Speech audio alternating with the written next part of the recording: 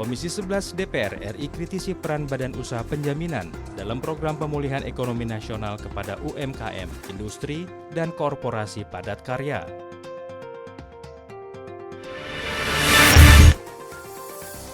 Komisi 11 DPR RI mendorong pemerintah pusat memberikan dukungan pada pertumbuhan ekonomi di Jawa Barat dengan membangun akses transportasi dan pemberdayaan UMKM.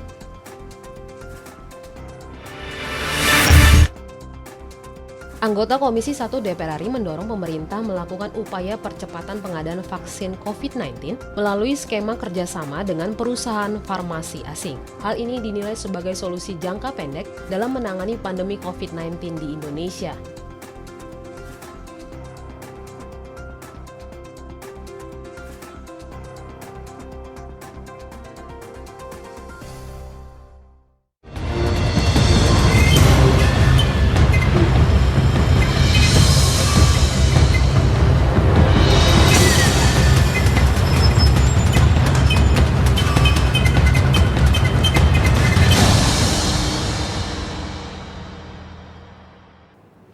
Halo, apa kabar pemirsa? Berjumpa lagi di Suara Parlemen Pagi bersama saya Anggun Oktarini dan rekan saya. Dan dengan saya Subki Abdul. Dan tentunya di 9 November 2020 kami sudah menyiapkan beragam informasi terkait dinamika juga kegiatan dari anggota parlemen di DPR RI Senayan, Jakarta. Anggun, apa kabar di hari Senin ini? Sangat baik dan sepertinya jalanan mulai macet ya Oki ya, karena ini mungkin sudah mulai aktif dan kembali dari beberapa kegiatan di liburan panjang kemarin. Ya, ini kalau misalnya membahas terkait dengan juga bagaimana keadaan cuaca sepanjang hari ini di wilayah DKI Jakarta ini akan cerah berawan, jadi pastikan sekali lagi mungkin karena ini sudah akan memasuki musim penghujan ataupun juga ada kadang hujan begitu deras tiba-tiba dan juga tiba-tiba panas, ini juga sekali lagi mungkin di sejumlah wilayah yang rawan terjadi bencana terkait dengan banjir maupun juga longsor. Pastikan Anda juga tetap waspada dan juga selalu mengupdate informasi terkini melalui BMKG. Dan pastinya juga kami dari TVR Parlemen selalu mengingatkan Anda untuk selalu ingat pesan Ibu untuk selalu menggunakan masker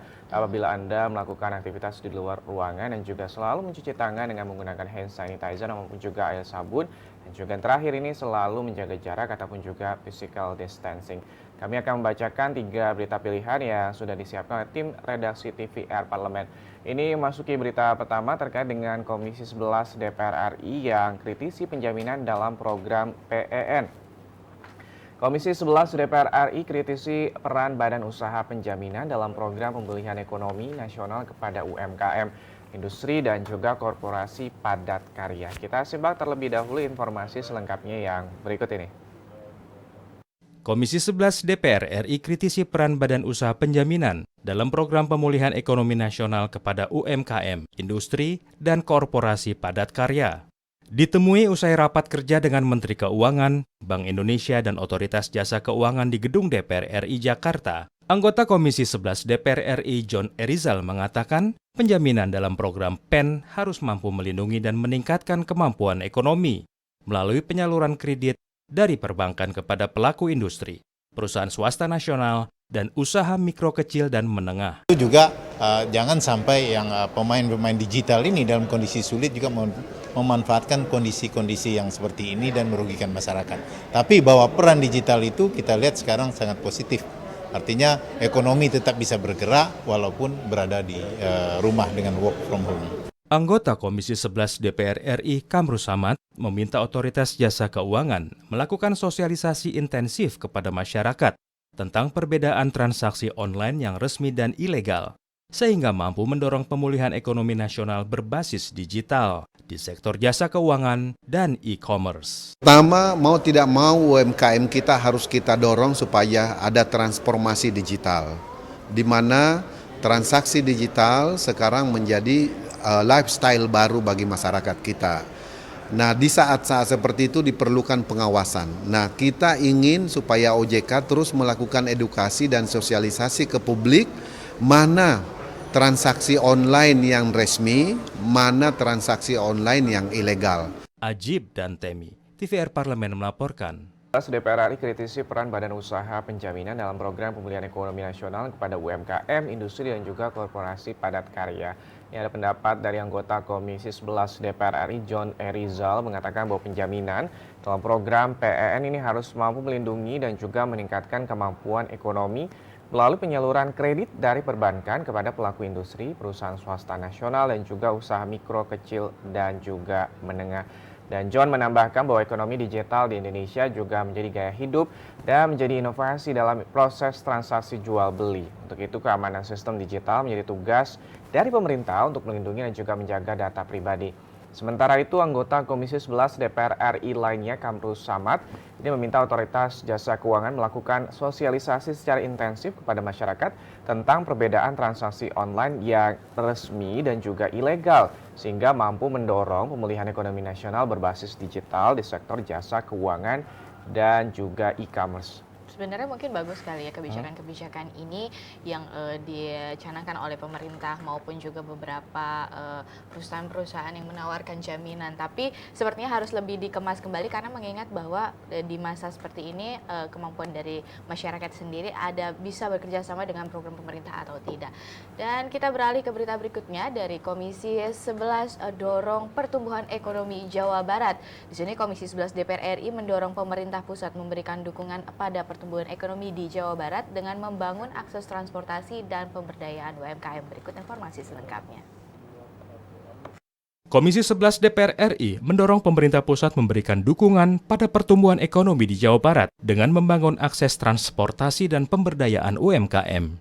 Dalam kunjungan kerja Komisi 11 ke Bandung, Provinsi Jawa Barat, Wakil Ketua Komisi 11 DPR RI, Eriko Sutarduga menilai pertumbuhan ekonomi di Jawa Barat sangat penting bagi pertumbuhan ekonomi nasional.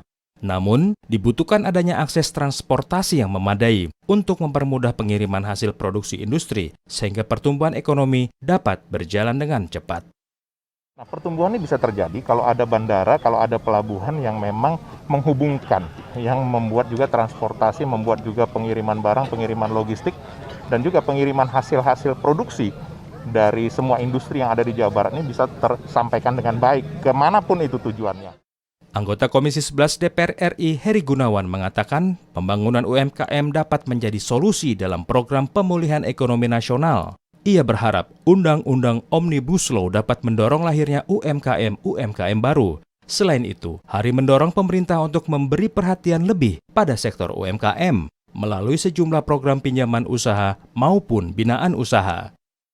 Saya berharap UMKM di Jawa Barat khususnya tanda kutip itu bisa lebih tumbuh dan berkembang. Karena di satu sisi Pak Presiden melalui Omnibus Law yang baru-baru ini dibahas di Baleg itu membuka kemudahan berinvestasi, berusaha, bukan hanya untuk investor dari luar.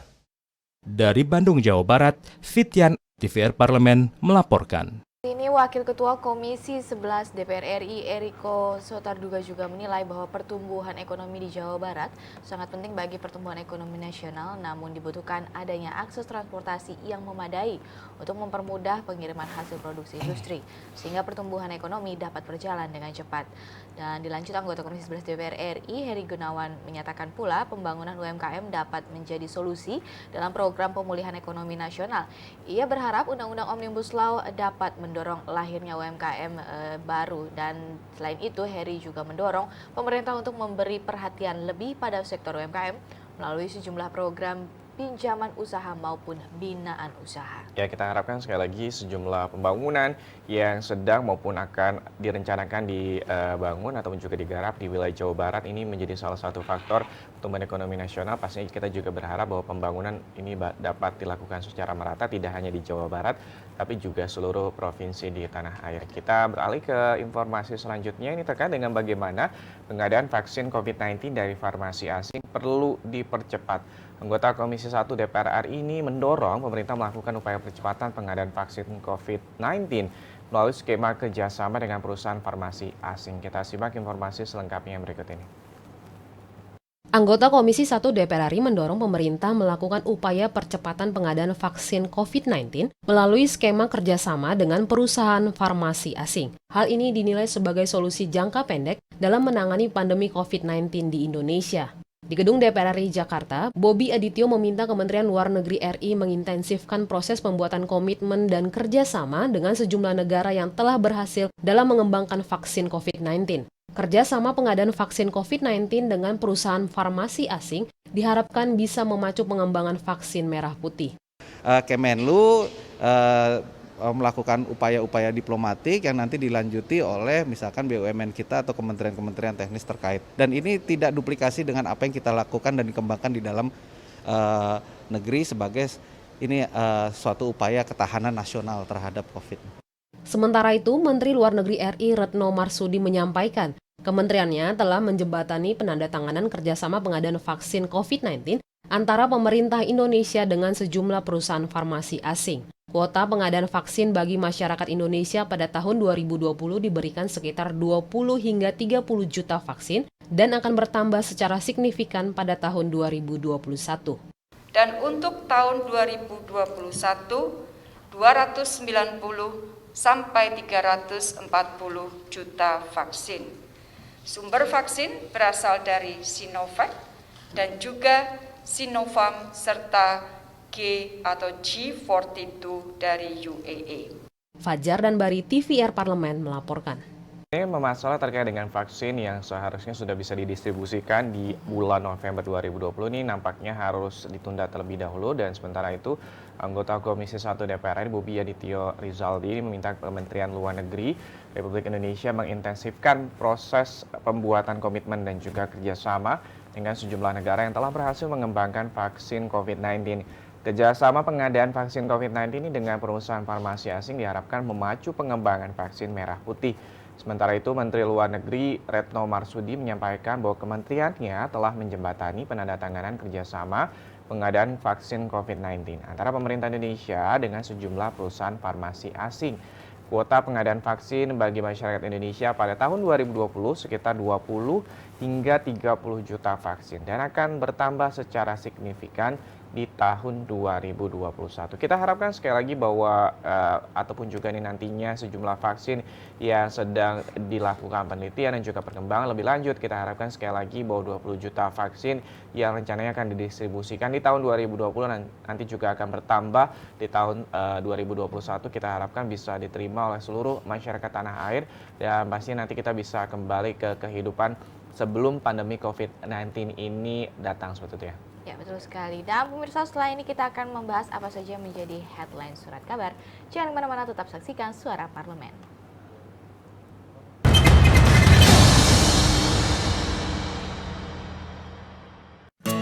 Indonesia siap memasuki tatanan hidup baru di tengah pandemi corona. Apa kita sudah paham persiapan dan protokol kesehatan yang harus dilakukan di lingkungan kerja? Pastikan kondisi tubuh sehat saat berangkat ke kantor. Gunakan masker. Membawa perlengkapan makan sendiri. Sediakan hand sanitizer dan selalu mencuci tangan. Saat akan melakukan ibadah, ingatlah untuk saling menjaga jarak aman dan membawa perlengkapan ibadah sendiri. Karena tempat ibadah sudah tidak menyediakan alat ibadah untuk mengurangi penyebaran virus corona. Semoga kita semua mampu memutus mata rantai penyebaran COVID-19 dan roda perekonomian pun tetap berputar.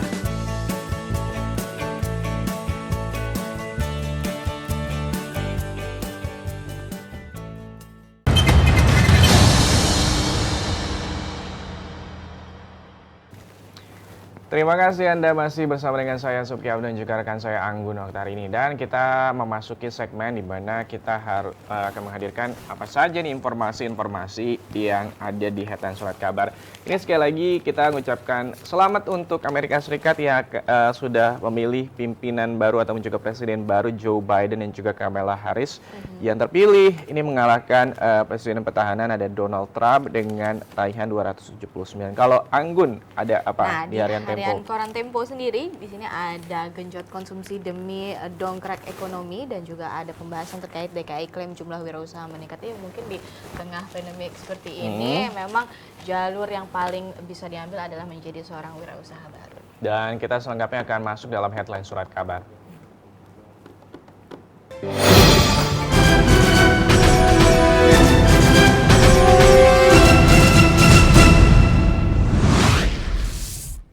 Di harian koran Tempo, di sini ada pembahasan terkait dengan genjot konsumsi demi dongkrak ekonomi. Pertumbuhan ekonomi ibu kota hingga kuartal 3 masih minus 2,38%. Pertumbuhan ekonomi DKI Jakarta pada kuartal ketiga tahun ini masih berada di angka minus hingga 3,82% secara year on year atau dibandingkan dengan periode yang sama pada 2019. Faktor penyebab adalah rendahnya konsumsi rumah tangga akibat hantaman badai COVID-19. Ya, ini seperti kita ketahui bahwa pandemi COVID-19 ini menyasar sejumlah sektor yang juga pastinya dirasakan oleh seluruh masyarakat terkait dengan bagaimana ada pengurangan jumlah gaji beberapa persen dan juga pengurangan ataupun juga beberapa juga mungkin masyarakat yang menimpa terkait dengan bagaimana di PHK juga yang mungkin menyebabkan bagaimana pertumbuhan ekonomi kita masih minus year on year dibandingkan dengan tahun 2019. Kita beralih ke harian surat kabar Kompas. Dunia memasuki fajar baru. Para pemimpin dunia termasuk Presiden Joko Widodo menyambut hangat terpilihnya Joe Biden sebagai Presiden Amerika Serikat.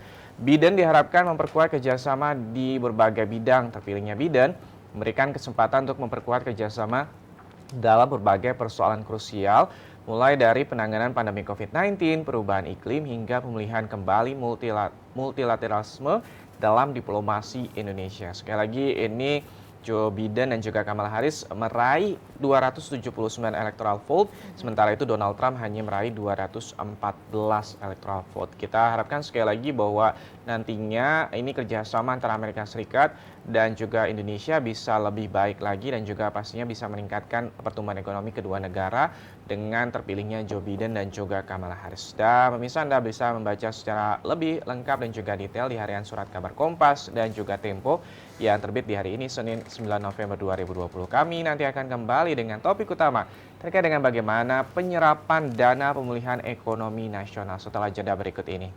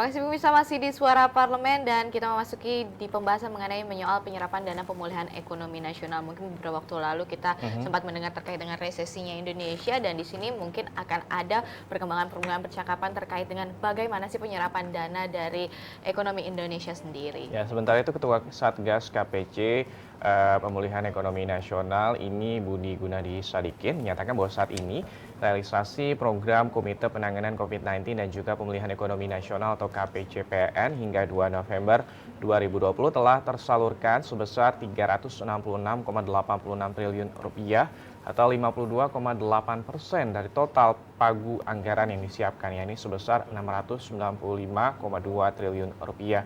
Dan oleh karena itu ia menyebutkan bahwa pihaknya berharap dapat memaksimalkan penyaluran program PN pada kuartal keempat 2020 guna mendukung pergerakan ekonomi masyarakat dan juga sebagai daya ungkit pertumbuhan ekonomi. Karena sejalan dengan instruksi Presiden Joko Widodo tersebut, dan juga Budi menjelaskan bahwa klaster pelindungan sosial dalam program PN ditujukan untuk menjaga konsumsi nasional dan juga diharapkan berkontribusi untuk pemulihan ekonomi. Selengkapnya seperti apa nih kalau misalnya dari sisi anggota DPR RI melihat bagaimana dari tim yang sudah dibentuk ini? Kita akan berbincang bersama dengan anggota DPR RI. Pastikan Anda jangan kemana-mana, tetap saksikan Suara Parlemen Pagi.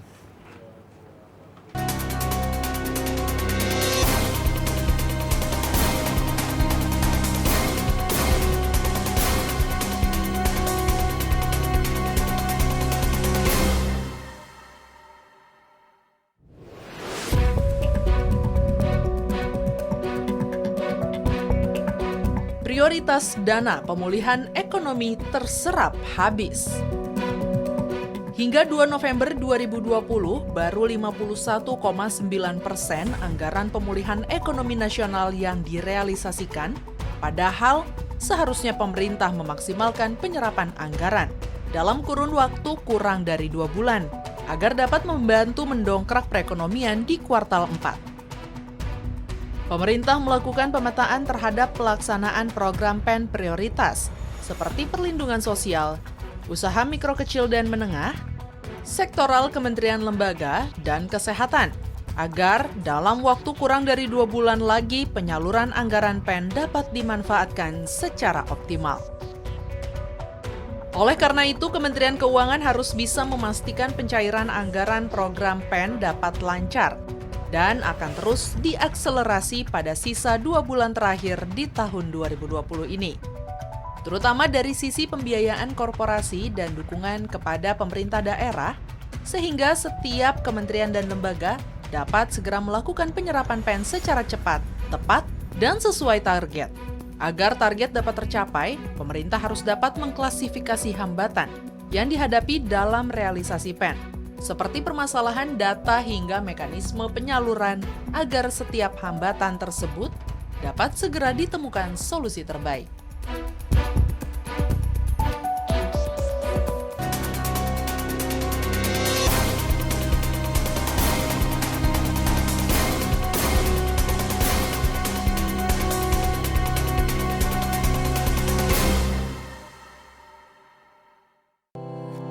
Tugas dan fungsi DPR RI sangat penting bagi negeri ini sebagai pengemban amanat rakyat.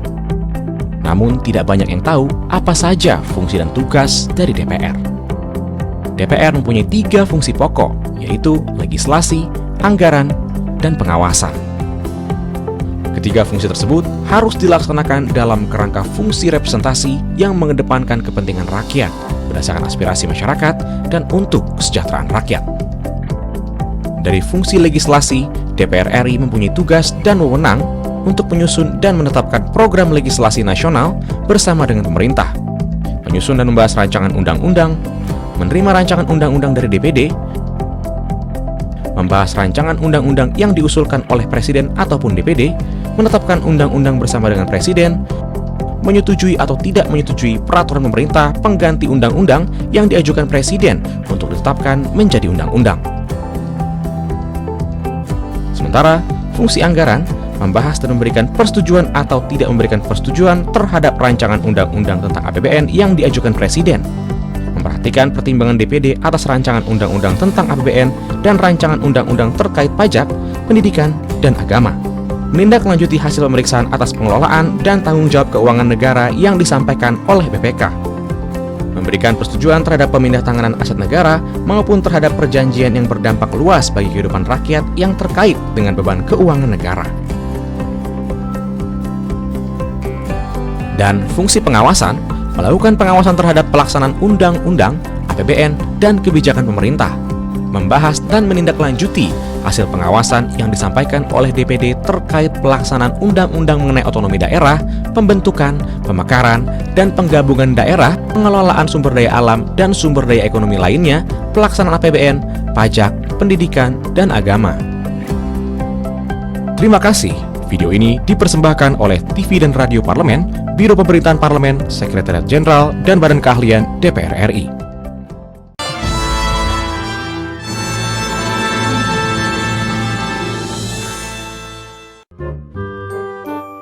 Assalamualaikum, Tat. Astagfirullahaladzim.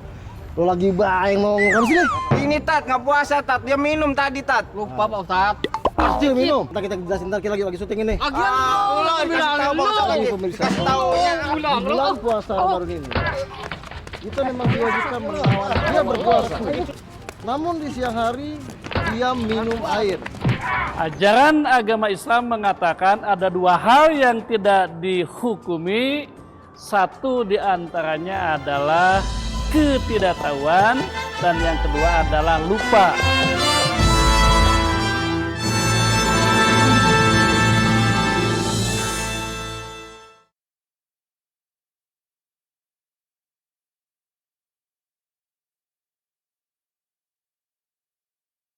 Virus corona menjadi perbincangan dunia.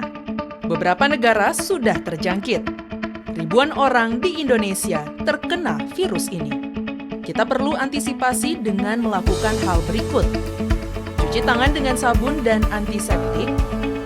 Gunakan masker atau penutup mulut saat bersin dan batuk. Masak telur dan daging hingga matang. Hindari kontak dengan hewan. Tidak saling berjabat tangan. Tidak berinteraksi dengan penderita. Jika memiliki demam tinggi, batuk, pilek, gangguan pernafasan, sakit tenggorokan, dan letih lesu, segera periksakan ke dokter. Waspada virus corona, cegah penyakit sejak dini. Dipersembahkan oleh TVR Parlemen, Biro Pemberitaan Parlemen, Sekjen dan DK DPR RI.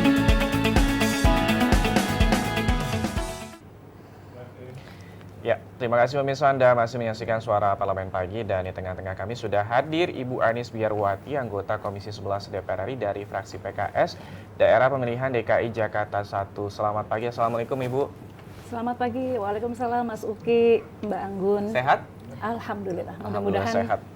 kita semua sehat ya. Alhamdulillah pastinya. Ini kalau misalnya membahas, ini hari pertama anggota DPR akan memasuki masa sidang yang bukan masa sidang. Kalau misalnya Ibu di DKI Jakarta 1 selama masa reses, apa yang kegiatan Ibu lakukan nih sebelumnya? Ya, memang saya mulai dulu ya, bahwa anggota DPR itu kan tugasnya dua. Ada tugas di dalam gedung parlemen, itulah yang disebut masa sidang, di mana kita bertemu dengan para mitra pemerintah ya untuk melakukan fungsi-fungsi legislasi, pengawasan, dan fungsi anggaran. Nah, kemudian ada fungsi DPR atau tugas DPR di luar gedung parlemen, menemui dapilnya, menemui konstituennya, menemui masyarakatnya. Untuk apa? Untuk ada tugas sosialisasi, kemudian ada tugas menyerap aspirasi terutama. Jadi ketika nanti masuk lagi masa sidang, itu real, karena anggota DPR turun kepada masyarakat di masa reses, kemudian menyerap aspirasinya, kemudian menyampaikan kembali gitu.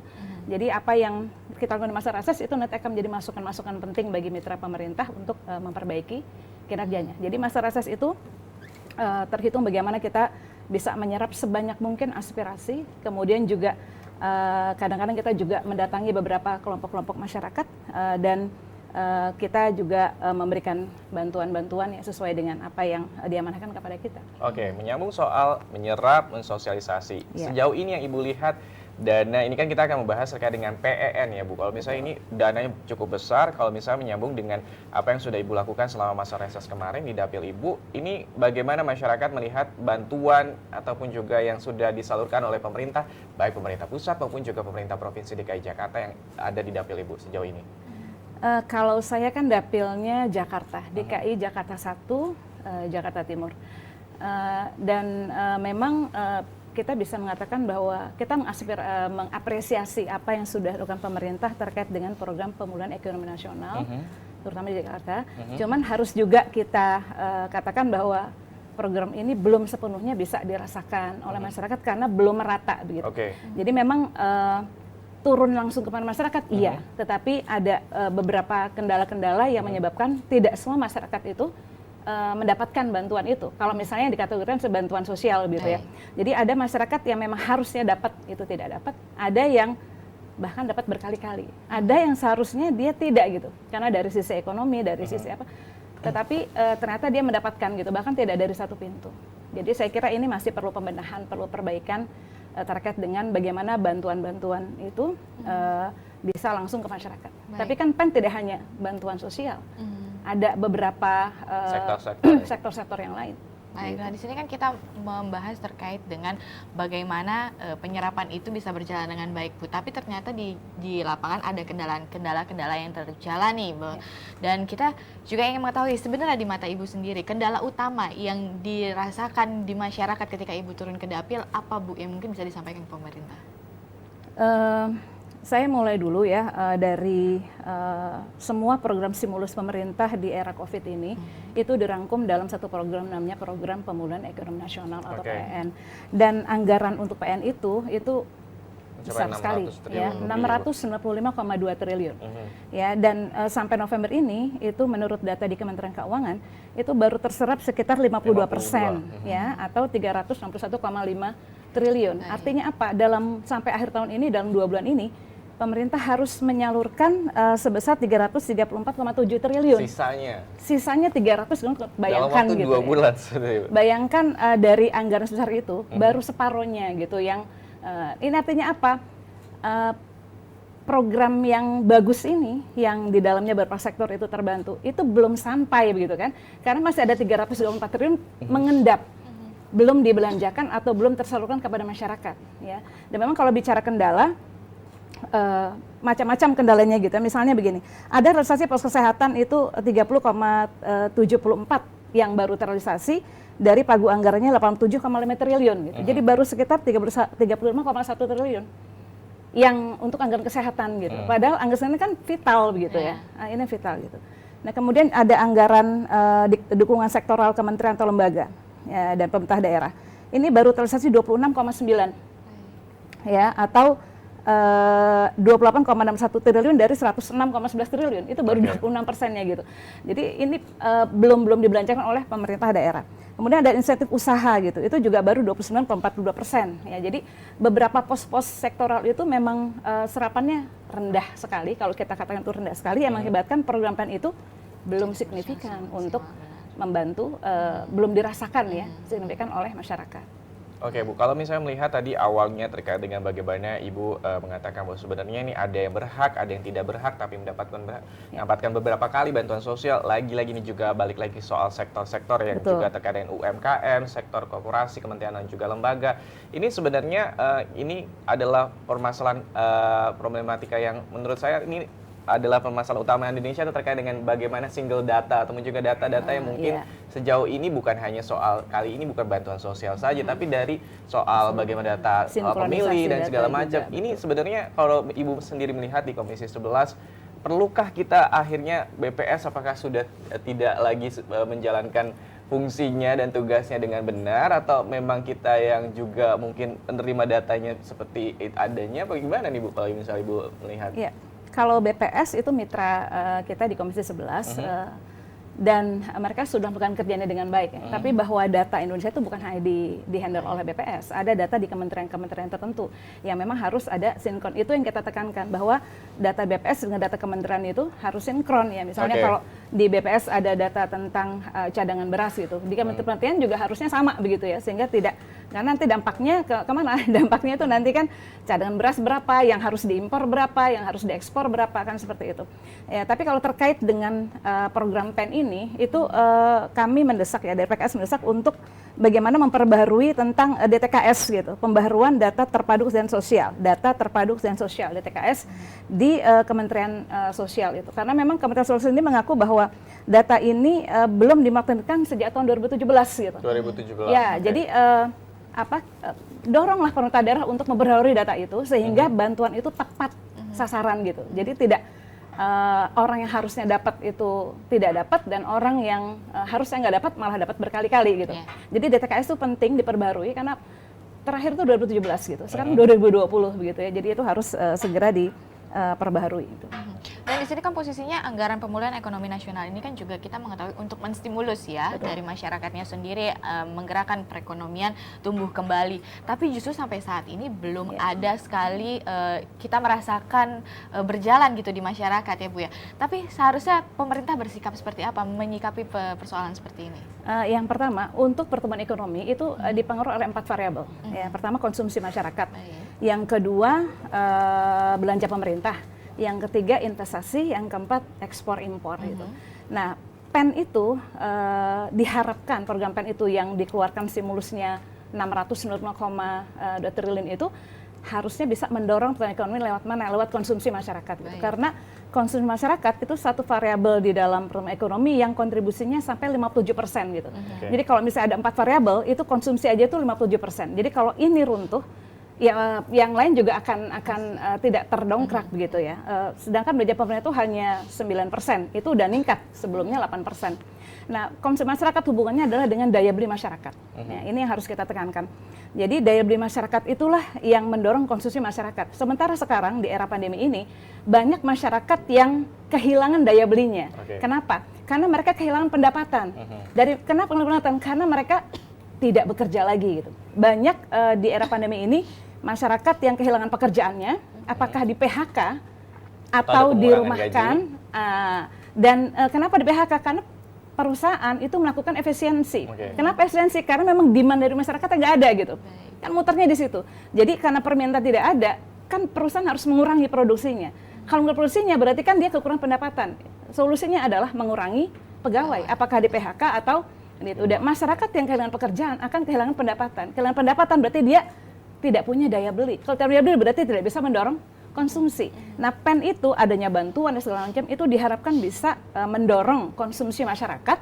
Mereka bisa belanja kembali sehingga perusahaan juga memutar kembali dari roda ekonomi bisa bergerak kembali 57%. Dan kalau daya beli masyarakat itu menurun, ya konsumsi juga otomatis akan anjlok begitu ya. Dan ini terpaksa sangat tinggi sekali. Sementara tiga variabel lainnya itu belum signifikan. Kayak belanja pemerintah itu konsumsinya itu sekarang 9% ya. Itu sebelumnya turun malah 8%. Kita hargai, tapi itu belum cukup untuk mendorong pertumbuhan ekonomi. Jadi di saat konsumsinya belum naik ya daya beli masyarakat, ya memang betul bahwa daya beli itu tidak semuanya kehilangan. Ada sebagian masyarakat kita, terutama kalangan menengah, tidak kehilangan daya beli, tetapi mereka tetap menahan belanja gitu. Karena apa? Masih ada wabah. Kan gitu. Mereka punya uang tapi tidak dibelanjakan. Willingness to spend itu masih belum di kalangan ke atas. Jadi yang kalangan bawah itu memang tidak ada daya belinya. Kalangan yang punya daya beli itu menahan belanjanya karena masih ada wabah gitu. Itu sebabnya pemulihan ekonomi itu harus inline dengan penanganan wabahnya gitu. Itu sebabnya kemudian kesehatan itu leading sektor harusnya di dalam karena apa yang dilakukan Kementerian Kesehatan itu bukan hanya sekedar membantu COVID, membantu mengatasi, tapi juga membantu pemulihan ekonomi nasional. Karena sebelum wabah ini berakhir, ya ekonomi juga sulit untuk dipulihkan. Ya, karena masyarakat yang bawah kehilangan daya belinya, tidak bisa membeli, masyarakat yang atas menahan belanjanya, tidak ada willing to spend, sehingga konsumsi tidak berjalan baik dan tidak bisa mendongkrak angka konsumsi rumah tangga gitu. Jadi memang penanganan kesehatan itu tetap lebih utama. Seperti kata Presiden Jokowi juga penanganan kesehatan itu harus lebih utama supaya masyarakat punya keyakinan dia aman gitu. Ya, kemudian membantu dunia usaha untuk bertahan supaya tetap produksi, membantu daya beli masyarakat begitu, membantu secara langsung agar masyarakat memiliki daya beli begitu ya. Sehingga dengan daya beli itu mendorong konsumsi. Oke, kita tahan sejenak Ibu perbincangan ini. Kita masih akan kembali. Pemirsa pastikan Anda jangan kemana-mana, tetap saksikan Suara Parlemen Pagi.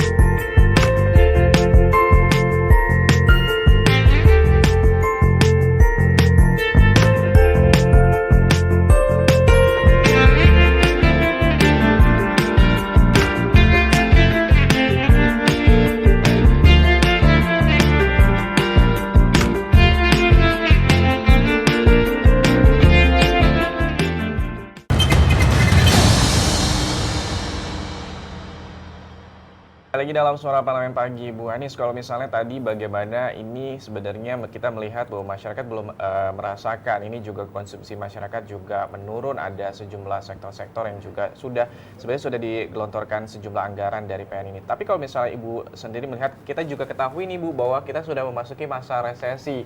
Apakah nantinya dengan memasuki masa resesi ini dan juga PN yang masih sekitar 2 bulan lagi, anggarannya masih ada sekitar 300 triliun lagi yang harus dihabiskan nih setidaknya penyerapan anggaran.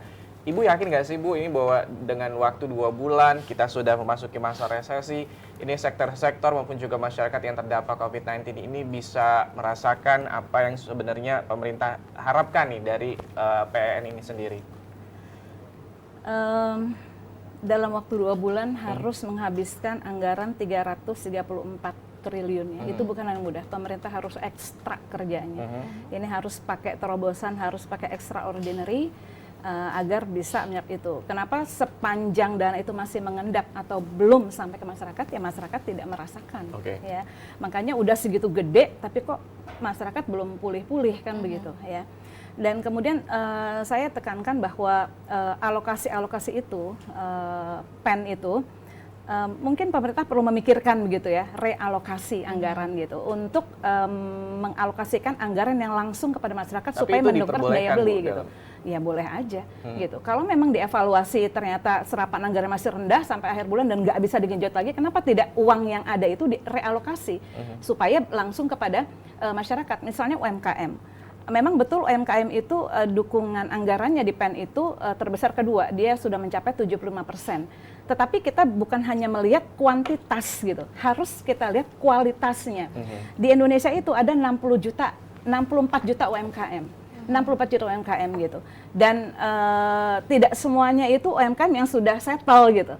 Banyak UMKM tuh yang skalanya mikro, yang mereka tuh masih kesulitan mengakses relaksasi yang diberikan atau insentif diberikan oleh pemerintah gitu. Di dalam PEN ini pemerintah mengalokasikan anggaran UMKM itu ke bank gitu. Padahal banyak usaha mikro yang unbankable, yang kesulitan mengakses kredit dari bank-bank pemerintah. Jadi pemerintah harus memikirkan diversifikasi untuk penyaluran dana UMKM itu supaya tepat sasaran gitu. Jadi di OJK sendiri sampai April itu ada 10 juta yang sudah restrukturisasi gitu. Tapi 10 juta dari 64 juta itu kan baru 15% gitu. Ya kan itu masih minim. Jadi bantuan itu belum signifikan untuk mengangkat UMKM gitu. Perlu dipikirkan bagaimana bukan hanya bank yang dijadikan andalan, bisa dengan koperasi, kemudian juga BPRS. BPRS kita itu datanya sekitar 1.545 BPR atau BPRS yang juga kesulitan likuiditas. Jadi di samping UMKM, BPRS juga perlu dibantu untuk bisa memutar roda perekonomian gitu. Realokasi anggaran itu penting gitu. Jadi kalau yang masih 20%, 20% gitu ya, tidak efektif, misalnya seperti insentif usaha itu baru 26% gitu ya dari pagu anggarannya. Dan kenapa tidak disalurkan untuk bantuan tunai gitu? Kenapa saya bilang bantuan tunai? Masyarakat yang jalan pekerjaan itu kan jumlahnya lebih dari 3 juta gitu. Jumlah pengangguran menurut data PPS 2020 ini yang dirilis kemarin 9,7 juta. Jumlah pengangguran di kita itu naik 2,7 juta ya, artinya banyak masyarakat yang kehilangan pekerjaan gitu ya, ketimbang misalnya dana PEN juga ada tuh kartu prakerja gitu, memberikan training kan. Nah bagaimana kalau dana prakerja itu dialihkan untuk membantu masyarakat tunai langsung ke yang kehilangan pekerjaan itu, karena mereka tuh butuh modal, butuh uang untuk berusaha kembali gitu. Dibandingkan sembako seperti itu, Bu? Dibandingkan kartu prakerja tadi, kan prakerja training dulu, mereka udah kehilangan pekerjaan, nggak usah training gitu. Kasih bantuan langsung tunai untuk bisa berusaha kembali. Jadi dana yang besar itu untuk prakerja dialihkan untuk itu bisa.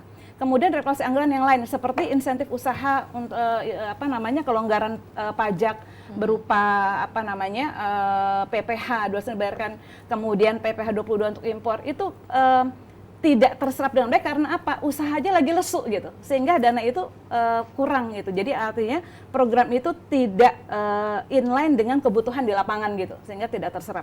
Ya, jadi memang perlu realokasi anggaran, jadi dana-dana yang masih serapnya rendah itu dialihkan untuk yang serapannya tinggi dan langsung ke masyarakat supaya apa? Supaya masyarakat itu bisa berusaha kembali dan juga bantuan pemerintah yang 600.000 sebulan itu harusnya ditambah lagi gitu. Kalau untuk masyarakat terbawah gitu ya, masyarakat terbawah itu tambah lagi jangan 600.000 sebulan gitu. Apalagi kalau listrik naik, gas naik begitu ya. 600 sebulan tuh dapat apa gitu. Ditambah lagi paling nggak 1,5 juta lah gitu ya. Untuk apa? Karena kalau masyarakat terbawah itu digunakan untuk konsumsi gitu. Ya kan? Karena mereka memang butuh itu. Jadi kalau itu dianggarkan, penyerapan PEN itu masih bisa lebih baik gitu karena dan itu juga langsung dirasakan manfaatnya oleh masyarakat. Nah, tentu di sini kita ada harapan ke depan yang bisa dilihat ya Bu ya. Nah, ini bentuk harapan dari penyerapan anggaran PEN sendiri ini seperti apa Bu di ke depan hari? Ya, tadi sisa waktu cuma 2 bulan ya. Dananya 324 triliun. Tadi saya sudah kasih saran bagaimana agar anggaran-anggaran yang serapannya itu dialihkan kepada yang serapannya tinggi, ya, untuk langsung bisa dirasakan manfaat oleh masyarakat ya. Seperti bantuan itu harus ditambah. Kemudian bukan hanya kuantitas tapi kualitasnya, ya. Kemudian juga belanja pemerintah itu juga masih rendah serapannya. Padahal belanja pemerintah itu faktor atau variabel kedua untuk pertumbuhan ekonomi, konsumsi, belanja pemerintah. Belanja pemerintah itu sekarang masih 9% kontribusinya, ya. Itu pun sudah naik ya dari tahun lalu 8%. Nah, belanja pemerintah itu harus digesa gitu. Artinya kementerian, lembaga itu lihat dong apa yang perlu dilakukan untuk membantu masyarakat. Oh, anggarannya ada kok gitu, duitnya ada gitu, cuman baru 26% yang digunakan. Jadi perbaikan koordinasi antar pemerintah pusat dengan pemerintah daerah untuk bisa menyalurkan bantuan-bantuan itu kepada masyarakat gitu. Jadi belanja pemerintah harus di saat konsumsi masih belum membaik, kemudian investasi juga masih wait and see, ya. Orang kan masih menunggu lagi begini mau inflasi apa gitu. Impor juga belum, maka belanja pemerintah yang memang anggarannya ada itu masih digesa gitu. Jadi kita harapkan pemerintah memperbaiki kinerjanya, harus bekerja lebih extraordinary untuk bisa alokasi-alokasi yang memang sudah dianggarkan itu dibelanjakan. Oke Bu Anis, kalau misalnya di Komisi 11 sendiri apakah akan ada rencana apa nih Bu ke depannya untuk di masa sidang yang baru ini, apakah akan memanggil tim PN, Kementerian Keuangan dan juga kementerian lembaga terkait yang mengurusi terkait dengan bagaimana dana sebesar ini dalam waktu 2 bulan, rencana apa yang kira-kira di Komisi 11 akan lakukan dalam hal ini?